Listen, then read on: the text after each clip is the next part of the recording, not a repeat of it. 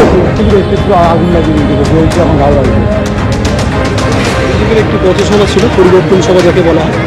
এখানে উপস্থিত ছিল তৃণমূলের বিরুদ্ধে হামলার অভিযোগ করেছে বিজেপি। বিজেপির বিরুদ্ধে হামলার পাল্টা অভিযোগ তৃণমূলের। বেহালার শখের বাজারে তৃণমূল বিজেপি সংঘর্ষে উত্তপ্ত হয়ে উঠল পরিস্থিতি।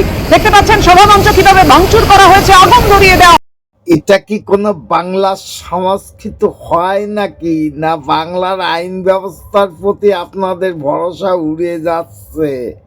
চলেন দেখাবো যে বিরোধী দলেরা কোনো পথসভাও করতে পারবে না এই রাজ্যে।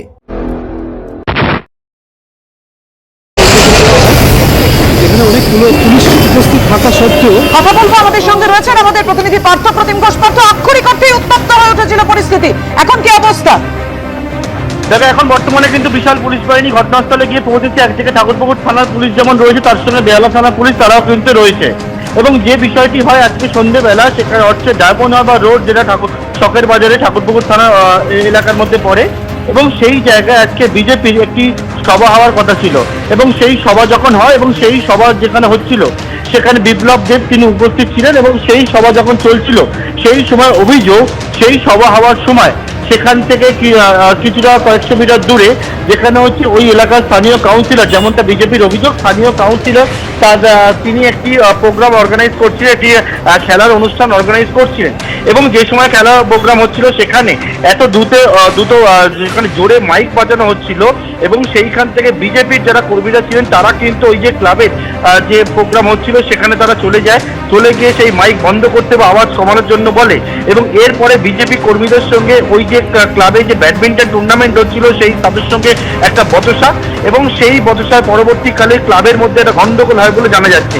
এর পরবর্তীকালে সেখান থেকে যেটা বিজেপির অভিযোগ, তৃণমূলের কর্মীরা এমনকি কাউন্সিলরের নির্দেশে, যেমনটা কিন্তু একবার বিজেপি অভিযোগ করছে, সেখান থেকে কিন্তু বহু তৃণমূল কর্মীরা চলে আসে এবং বিজেপির যে সভামঞ্চ ছিল সেই সভামঞ্চে একবার ভাঙচুর চালায়, সেখানে আগুন লাগিয়ে দেয় এবং দাউ দাউ করে আগুন চলছে। তুমি দেখতে পাচ্ছ একবার বিজেপির সেই সভামঞ্চ।